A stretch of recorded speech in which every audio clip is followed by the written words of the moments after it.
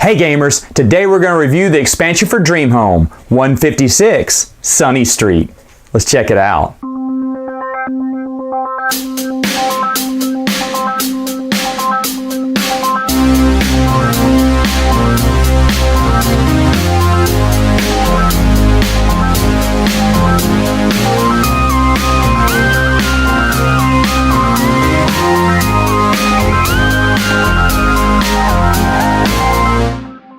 Alright, so what all comes in the expansion to Dream Home? Well, first off, and most importantly, you're going to get 2 extra game boards and something to add on to the main game board to play with 5 or 6 players. I love it.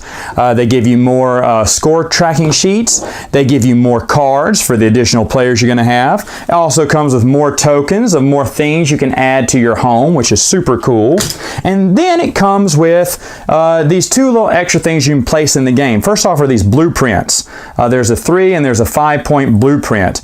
You're going to shuffle these up, give 1 to each player, and they're each going to have special goals that they must achieve in order to gain those 3 or 5 extra bonus points. So basically each player is going to have, a secret objective on how they want to build their house. Pretty cool, very simple.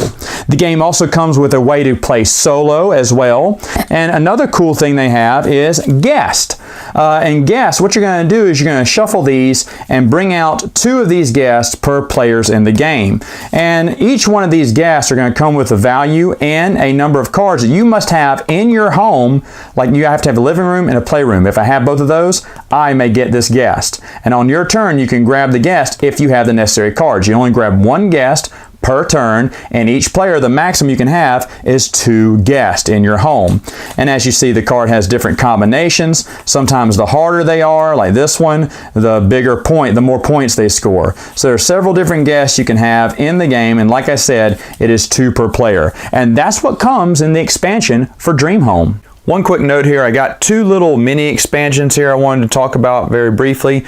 This first one you can get from the publisher's website, and basically it's a car. Whoever's finishes the first 2-car garage can take that token, and it's just worth an extra point.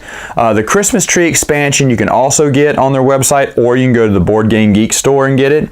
And for the first person to complete a double room or a triple room, doesn't matter whichever one you want, besides a garage, you get to get the first tree, which is of course worth 4 points, and then the second player gets 3, 2, and 1 as it goes. You can only get 1 Christmas tree for your house, so per player. And those are just some little mini expansions for Dream Home. Final thoughts, what do I think about the game? Well, I didn't review what the solo rules are because I don't care. I'm never going to play this game solo. I don't play games by myself. But I do love Dream Home, and my number 1 complaint about it was only for 4 players. So this solves all my problems. Actually, when I just got it in, I realized it was for 6 players, immediately brought it to the table. Finally, I've been wanting to bring this to the table for my gaming group. I brought it before smaller groups, but not a big group.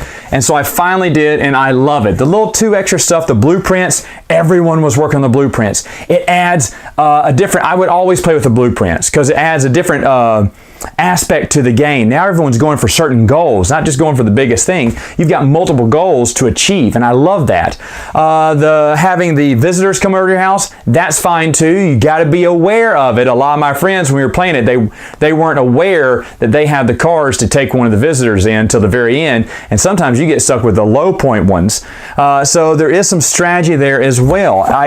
And then plus the 5 and 6 player. I know I've said before, but I love that. I'm so happy. The extra little miniatures that you can have and add-ons to the house, love that as well. Dream Home is from the 80s. Dream Home is actually a really great game. If you already have it, then this I think is necessary. You got it. This is a must-have, I think.